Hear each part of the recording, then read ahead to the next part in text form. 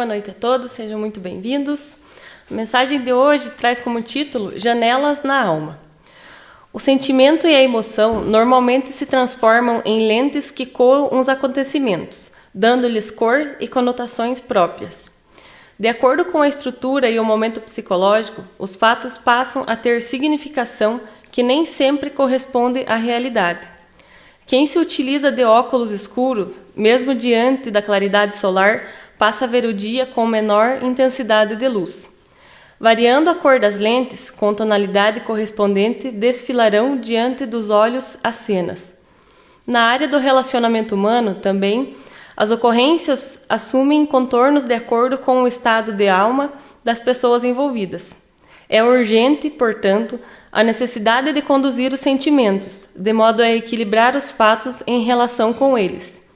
Uma atitude sensata é um abrir de janelas na alma, a fim de bem observar os sucessos da vilegiatura humana.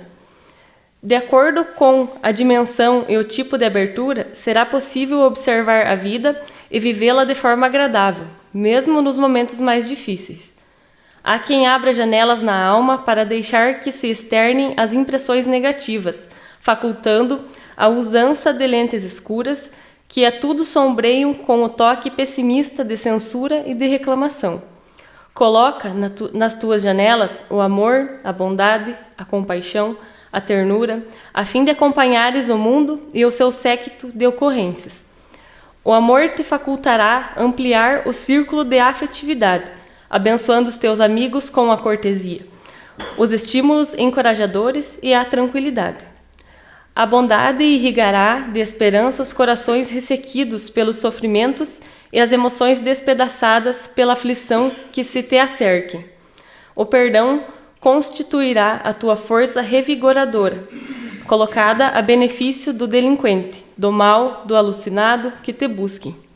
A ternura espraiará o perfume reconfortante da tua afabilidade, levando os caídos e segurando os trôpegos, de modo a impedir-lhes a queda quando próximos de ti. As janelas da alma são espaços felizes para que se espraie a luz e se realize a comunhão com o bem. Colocando os santos olhos da afabilidade nas engrenagens da tua alma, descerrarás as janelas fechadas dos teus sentimentos, e a tua abençoada emoção se alongará, afogando todos aqueles que se aproximem de ti, proporcionando-lhes a amizade pura que se converterá em amor, rico de bondade e de perdão, a proclamarem chegada a hora de ternura entre os homens na terra. Mensagem de Divaldo Pereira Franco, da obra Momentos de Felicidade, ditado pelo Espírito Joana de Ângeles. Ok, boa noite a todos. Em primeiro lugar, deixar registrada a satisfação e a alegria de poder estar, como diz, de braços dados com o nosso Mestre Jesus, buscando conhecimento, porque para dividir é necessário que a gente busque, que a gente busque entender um pouquinho sobre os seus ensinamentos, sobre os propósitos da vida, sobre os porquês de que nós nos encontramos na situação que nos encontramos, no patamar evolutivo que nos encontramos, para entendermos o porquê das dificuldades, dos sofrimentos, das alegrias. Por que nós almejamos tanto um estado de espírito tão difícil de ser atingido? E Jesus certamente foi o grande mestre que nos trouxe elucidação para todos esses problemas da alma. Nós temos inúmeros outros filósofos, pensadores, profetas que passaram pela antiguidade nos trazendo modos e comportamentos para que nós seguíssemos e alcançássemos a plenitude da paz e da alegria interior. E dificilmente nós conseguimos abranger tudo isso, porque cada um de nós tem o seu tempo na sua caminhada evolutiva. Nós somos espíritos milenares, não temos condições de sondar a data da nossa criação, portanto, quanto tempo nós estamos nesse caminho é algo de difícil alcance, quase impossível. E por quanto tempo ainda nós teremos que reencarnarmos até atingirmos essa perfeição tão procurada por todos nós? Então, a doutrina espírita vem gradativamente descortinando, né, essas verdades para nós. Cristo realmente é, de todos os seres que passaram pela Terra, aquele que trouxe o ensinamento mais puro e mais condizente com a orientação de Deus, né? Todos podem dizer, mas essa é a visão do cristão, né, que seguiu. Mas temos tantos outros profetas que poderiam estar também com a verdade conforme Jesus, né? Os cristãos, conforme os cristãos acreditam em Jesus. E então nós vamos entender que todos têm razão de pensar assim, né? Dependendo da forma como fomos criados, temos a nossa forma de compreender. Mas nós não buscamos, o espírita não buscou na orientação única e exclusivamente de pessoas encarnadas. A orientação que nos sugere seguirmos aquele que é o melhor modelo a ser copiado são os espíritos superiores. Veio de um trabalho árduo de Allan Kardec a orientação de que Jesus é o modelo e o guia da humanidade. Portanto, nós temos um motivo muito coerente e forte para seguirmos os seus ensinamentos. E quanto mais nós mergulhamos nos ensinamentos de Jesus, nós percebemos que ele nos fala tanto que nós podemos analisar 1, 2, 10, 100 vezes. E ele terá uma mensagem diferente e nova para nós, né? E nós vamos buscar aqui no... Deixa só eu achar minha página aqui. Nós temos no capítulo 17 do Evangelho segundo o Espiritismo, né, o item Sede perfeitos. Porque nós todos estamos aqui a caminho em busca desse lugarzinho bom para a gente habitar quando a gente deixar o plano físico, né? Todos nós acredito que queremos isso, né? Para o nosso futuro, quando estivermos desencarnados, quando estivermos retornando à nossa pátria espiritual. Mas o que Jesus diz que é necessário para que a gente consiga isso? Quantos de nós já mergulhou o Novo Testamento, as palavras de Jesus, mergulhou profundamente para tentar entender qual era a proposta, onde ele queria chegar com as propostas que ele nos faz através dos seus ensinamentos? É muito interessante a gente abordar, a gente ouvir o que as pessoas abordam, mas nem sempre é suficiente. Então eu até deixo a todos o convite para relerem em casa, né, tudo o que a gente vai falar hoje, porque a abrangência desse assunto é muito profundo e há muito o que se estudar nele, né? Nós vamos analisar alguns itens, mas antes de tudo, né, nós vamos voltar no capítulo 16, não se pode servir a Deus e a Mamão, para a gente entender o próximo capítulo, né? Então aqui, Jesus falando, né, aos apóstolos: ninguém pode servir a dois senhores, porque ou odiará a um e amará a outro, ou se prenderá a um e desprezará o outro. Não podeis servir simultaneamente a Deus e a Mamon. Então, Mamon é a representatividade no Evangelho de tudo aquilo que é material, e a Deus o espiritual, nesta passagem. Em nenhum momento Jesus fez críticas a quem tem bens espirituais. O que ele disse é que não é possível servir aos dois, a matéria e ao espírito. Porque se volta para a matéria, deixa-se o espírito de lado, né? E o espírito é o que sobrevive à matéria. A matéria não acompanha o espírito. Então é importante que a gente reflita para ver onde é que nós estamos investindo, quais os valores que nós estamos adquirindo para o nosso retorno à pátria espiritual. E quando ele fala isso para os apóstolos, né, aproxima-se dele nesse momento um mancebo, um jovem, né, e diz: bom mestre, que devo fazer para adquirir a vida eterna? Olha a proposta. O que devo fazer para adquirir a vida eterna? O que é a vida eterna que Jesus fala? né? O que esse jovem pergunta? Você vê como ele já tinha esse conhecimento da imortalidade da alma, né? Pessoas simples, vida eterna é a vida imorredora, é o espírito que nunca vai acabar. Então eles já tinham essa ciência na época de Jesus, né? Já sabiam da imortalidade do espírito.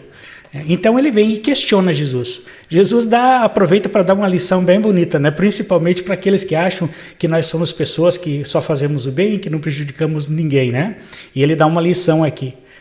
Por que me chamas de bom? Bom só Deus ou é? Né? Então quando alguém chega e diz para a gente, nossa, eu sou uma pessoa tão gente boa, eu sou gente fina, nunca faço mal para ninguém, a gente tem que ficar meio ligeiro, né? Porque se Jesus não se julgava bom o suficiente, né? Nós temos que tomar cuidado principalmente conosco, com o nosso pensamento a respeito de nós mesmos, né? Porque nós estamos a alguns milênios de anos-luz, né, da perfeição do Cristo, que não se julgava bom. Se queres entrar na vida, diz ele, guarda os mandamentos. E aí o jovem pergunta, que mandamentos? Né, retrucou. E ele diz, não matarás, não cometerás adultério, não furtarás, não darás testemunho falso, honra teu pai e tua mãe e ama a teu próximo como a ti mesmo. Foi isso que Jesus sugeriu para ele. E aí o moço replicou, né? Tenho guardado todos esses mandamentos desde que cheguei à mocidade. Que é que me falta? Aí Jesus, percebendo a insistência do moço, né, então ele diz, se queres ser perfeito, vai, vende tudo o que tens, dá aos pobres e terás um tesouro no céu.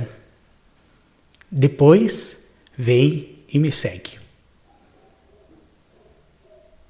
Meio indecorosa essa proposta do Cristo, né? Analisada grosseiramente é meio indecorosa. Quem é que vai se desfazer de tudo que tem, dar aos pobres para daí seguir Jesus? Né? Se essa é a condição para a gente ir para o reino dos céus, o capeta aqui se prepara, porque vai faltar espaço lá para a maioria de nós. Se nós levarmos ao pé da letra o que está no Evangelho, nós não seguimos as orientações de Jesus. Se não houvesse a luz da doutrina espírita com a lei da reencarnação para nos mostrar que esse ensinamento e essa transição dessa pessoa apegada às matérias para a pessoa liberta da materialidade, vai levar algumas encarnações. Então a gente desanimaria, diria, que adianta, eu não vou conseguir sair perfeito mesmo, então vamos à diversão e à farra. E a gente perderia o nosso tempo por falta de conhecimento. Então a luz da doutrina espírita abre a nossa consciência para a nossa realidade espiritual. E de que a condição que nós vamos nos encontrar quando desencarnarmos depende única e exclusivamente de nós.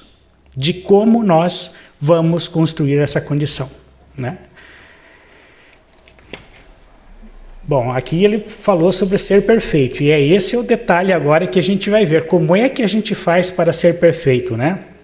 Então aqui no capítulo 17, são 3 itens que se der tempo a gente aborda todos, senão a gente deixa como sugestão para estudo, né, posterior. Que seria caracteres da perfeição, o homem de bem, os bons espíritas. Né? O caracteres de perfeição, ele vem falar sobre exatamente essa perfeição que ele falou ao moço, ao jovem que lhe indagou. Né? Ele mostra aqui como a gente pode fazer isso. Amai os vossos inimigos. Fazei o bem aos que vos odeiam e orai pelos que vos perseguem e caluniam. Porque se somente amardes os que vos amam, que recompensa tereis disso? Não fazem assim também os publicanos? Se unicamente saudardes os vossos irmãos, que fazeis com isso mais que os outros? Não fazem o mesmo os pagãos? E aí vem a colocação de Jesus. Sede, pois, vós outros, perfeitos, como perfeito é o vosso Pai Celestial. Essa é uma proposta que mexe com a nossa imaginação. Como que se faz para ser perfeito igual à perfeição, né, de Deus, do nosso Criador? Na explicação que Kardec traz sobre esse tema aqui no Evangelho, ele deixa muito claro de que é impossível essa perfeição absoluta do Criador, atingirmos essa perfeição. Mas quando ele fala na perfeição, ele fala do nosso comportamento. Ele fala das nossas virtudes, que são a expressão maior do nosso Criador. Ele fala do bem, por isso ele sugere, quando ele nos diz sede perfeitos, amai os vossos inimigos. Porque amar aqueles que nos amam é fácil. Né? Que sacrifício que tem amar os que nos amam. Então nós percebemos que essa proposta ela é bastante difícil de ser colocada em prática. E por isso é interessante que nós estejamos sempre em contato com Jesus, através da leitura do Evangelho, para que nós possamos gradativamente ir trabalhando essas questões dentro do nosso ser. Para que nós vamos desconstruindo esse estado material que nós construímos durante tantas encarnações. É importante que nós tenhamos consciência disso e que nós busquemos. Porque é só entendendo realmente Jesus que nós vamos entender o caminho que nós temos que percorrer e como percorrer esse caminho. É só Jesus que nos dá essa sustentação e essa sabedoria. Então, aí o segundo item vem falar sobre o homem de bem, né? Que é aquilo que todos nós deveríamos estarmos colocando em prática para nós adquirirmos essa perfeição, né? Não acreditar naquela teoria de que nós podemos ser iguais a Deus. Não seremos iguais a Deus. Nós temos muito o que evoluir, muito o que evoluir. Alguns acreditam, pelo desconhecimento que tem da lei de evolução, que Jesus era o próprio Deus, e Jesus é um filho de Deus que foi criado simples e ignorante como qualquer um de nós. Só que quantos bilhões de anos de encarnações anteriores à nossa ele tem, nós desconhecemos. Ele é o ser mais perfeito que pisou a face da terra e veio para ser exemplo para nós. E nós temos dificuldade de seguir o seu exemplo, os seus ensinamentos, por não compreendê-lo, por não entender a nossa realidade existencial, que é a realidade de espíritos imortais. Então, Kardec aqui então vem fazer uma sugestão, né? Que o homem de bem é aquele que cumpre a lei de justiça, de amor e de caridade.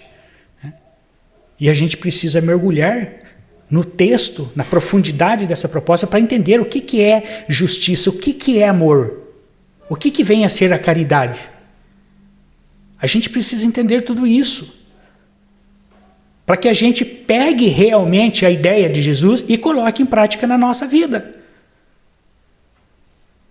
Esses são requisitos fundamentais para que nós atinjamos essa condição de espíritos felizes, de espíritos com estado de consciência em paz quando retornarmos ao plano espiritual, né? Na sua pureza, se ele interroga a consciência sobre seus próprios atos, a si mesmo perguntará se violou essa lei, se não praticou o mal, se fez todo o bem que podia, se desprezou voluntariamente alguma ocasião de ser útil. Pergunta-se se ninguém tem qualquer queixa dele. Enfim, se fez a outrem o que desejaria lhe fizessem.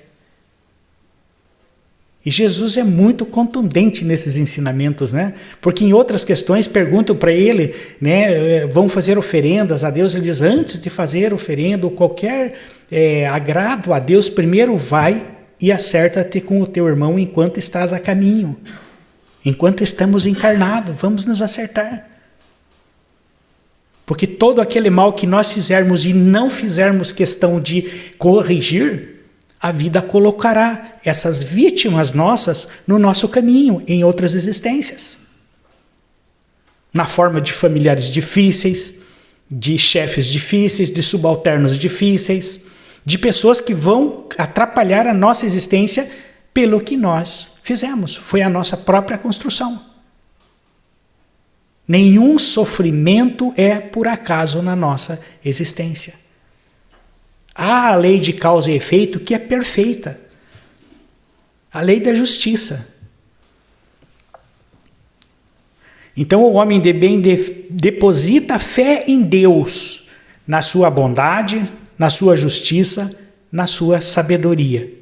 Sabe que sem a sua permissão nada acontece e se lhe submete à vontade em todas as coisas.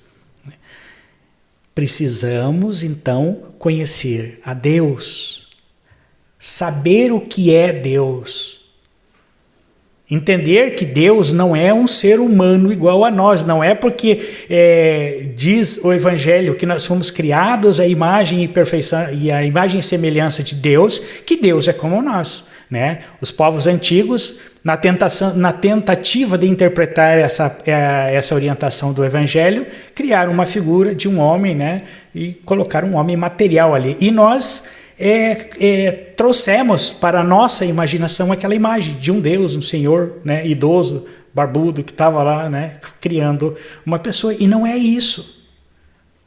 Deus não tem nada de material. Então nós precisamos entender não quem é Deus, porque quando nós dizemos quem, nós igualamos Deus a nós, mas o que é Deus, conforme a primeira pergunta que consta do Livro dos Espíritos, feita por Kardec: o que é Deus? E a qual os Espíritos respondem: é a inteligência suprema, criadora, causa primeira de todas as coisas. Né? Então a gente precisa entender o que é Deus, para que a gente possa entender esses ensinamentos, para que a gente possa ter fé nele e para que a gente tenha fé no nosso futuro. Porque ele não nos criou para passarmos alguns anos encarnados aqui e deixarmos de existir simplesmente, né? E que tudo aquilo não tivesse efeito nenhum após o desencarne. Então a doutrina espírita vem nos mostrar essa perfeição da relação entre o mundo espiritual e o mundo físico. O que nós precisamos fazer está no Evangelho de Jesus. Precisamos andar de braços dados com Jesus, trazer Jesus para a nossa vida verdadeiramente. Fácil não é, né? Libertarmos-nos daqueles velhos hábitos que nós construímos nessa e nas outras tantas encarnações das quais nós já vivenciamos, não é tão simples assim, mas precisamos começar, né? E aí então, está quase, né?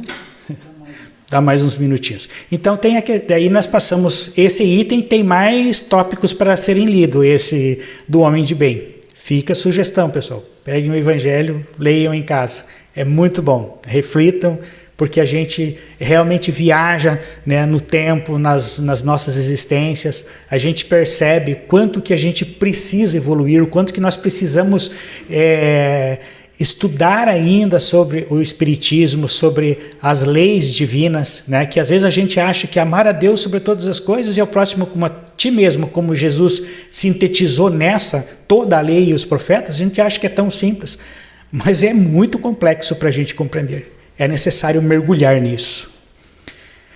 Então, no quarto item, que é os bons espíritas, diz o seguinte: bem compreendido, mas sobretudo bem sentido, o Espiritismo leva aos resultados acima expostos, que caracterizam o verdadeiro espírita como o cristão verdadeiro, pois que um é o mesmo que o outro. O Espiritismo não instituiu nenhuma nova moral. Então fica bem claro que tudo que o Espiritismo vem fazer é trazer luz aos ensinamentos de Jesus.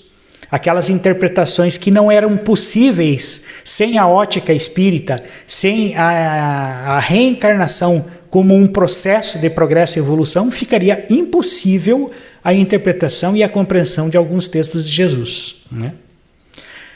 O Espiritismo não institui nenhuma nova moral, apenas faculta aos homens a inteligência e a prática da moral do Cristo, facultando fé inabalável e esclarecida aos que duvidam ou vacilam. Então, somente quando nós estivermos de posse do conhecimento e do entendimento das propostas de Jesus, nós vamos conseguir colocar em prática tudo aquilo que a doutrina nos instrui a fazer. E nós temos um jargão da doutrina espírita que fora da caridade não há salvação. Mas essa caridade que a doutrina explica não é aquela caridade daquela esmola que nós doamos quando alguém, né, vem nos pedir assim, meio que para se libertar, para se livrar daquela pessoa que nos procura, né? A caridade tem uma dinâmica muito mais profunda do que nós podemos imaginar. Ela começa dentro do nosso lar e se estende, né, para inúmeras outras circunstâncias. E às vezes a gente precisa de pessoas que sirvam de exemplo e só fazendo uma menção, né, ao filme que nós assistimos na sexta-feira aqui, que falava de alguém que não é espírita. Porque não precisa ser espírita para fazer caridade, né? Até pessoas que religião nenhuma têm que fazem caridade. Agora, recentemente, antes de falar do filme, né, recentemente eu vi uma matéria de uma televisão que mostrou um rapaz que morava nas favelas lá de São Paulo. E ele morava ali próximo daquela Cracolândia, né? Então um lugar bem difícil. E aquilo chegou ao ouvido, né, do pessoal da televisão, e eles foram fazer uma reportagem para ver o que aquela pessoa tinha de especial, né? Era uma pessoa que todas as manhãs chegava com um carrinho cheio de pão com margarina e garrafas de café e ia dando para aquele pessoal que vivia na Cracolândia e que não tinha outra fonte de alimentação, porque tudo que eles conseguem é para o sustento do seu vício. Então são pessoas de uma extrema necessidade da alimentação e que certamente são excluídas pela sociedade, e por muitos de nós não teríamos a menor condição de fazer aquilo que aquela pessoa fazia. E ele passava feliz, cumprimentando todo mundo, era cumprimentado por todos aqueles viciados, e ele não era viciado. E o interessante é que muitos deles diz que sentiam falta, ele ainda conversava, alegrava aquelas pessoas, sentiam falta, né? Sentiam falta dos seus familiares, ele emprestava seu celular para eles ligarem para os familiares. Aí o repórter perguntou: você não tem medo que eles fiquem com o teu celular, porque eles pegam tudo para vender? Eu falei: olha, até hoje nunca pegaram meu celular, todos que pegam ligam e me devolvem o celular. E detalhe, a função dessa pessoa, a profissão dele é gari, catador de lixo, trabalhava na coleta de lixo da cidade. Então não precisava de nenhuma instrução, não precisava ser uma pessoa de posses para fazer a caridade. E quantos de nós que muitas vezes temos inúmeras oportunidades e não a fazemos? A caridade bate a nossa porta constantemente e às vezes a gente nem se dá conta dela. Nós assistimos ao filme da Irmã Dulce na sexta-feira passada e é uma lição fantástica de caridade de uma pessoa que começou contrariando aquelas normas, né, de onde ela deveria ficar enclausurada e queria sair para poder fazer o bem, para poder auxiliar as pessoas. E acabou construindo um hospital sem nenhuma condição financeira, lutando contra a doença que ela mesma tinha, um problema que diagnosticada com pouco tempo de vida, e ela desencarnou, eu não lembro com quantos anos, mas com 80 e poucos anos, se não me falha a memória, ela desencarnou fazendo a caridade. E agora, recentemente também, nós tivemos aí a comemoração do aniversário de um espírito muito admirado por nós, espíritos, que foi Bezerra de Menezes, que o seu nascimento foi no dia 29 de agosto, né? Então, de 1837, se não me falha a memória. E ele foi um espírito que, numa outra oportunidade, se todos puderem se informar sobre esse ser, é uma história muito bonita, de alguém que conquistou condição de médico do exército, que era muito importante naquela época, né? Foi vereador, foi prefeito, ele foi empresário, construiu a estrada de Macaé agora eu não lembro onde, Niterói, Macaé, se não me engano. Então ele foi empresário, teve tudo isso, deixou a vida política, deixou a vida de empresário e foi ser médico, que era o que ele mais gostava de fazer. E como naquela época havia separação de casta, ou seja, rico era rico, pobre era pobre. Onde entrava o rico, não entrava o pobre. Igreja, onde entrasse rico, o pobre não poderia ir no mesmo horário, tinha que ir no outro horário ou ficar em setores separados. Era assim que funcionava naquela época, né? E ele então começou a atender as pessoas necessitadas que não tinham dinheiro de pagar. Resultado, aqueles que poderiam pagar se afastaram dele. E ele começou a atender, e todo o patrimônio que ele construiu, Bezerra de Menezes foi se desfazendo para poder pagar os medicamentos que ele doava para as pessoas que não tinham condições de comprar. Ele desencarnou pobre, mas rico espiritualmente, né?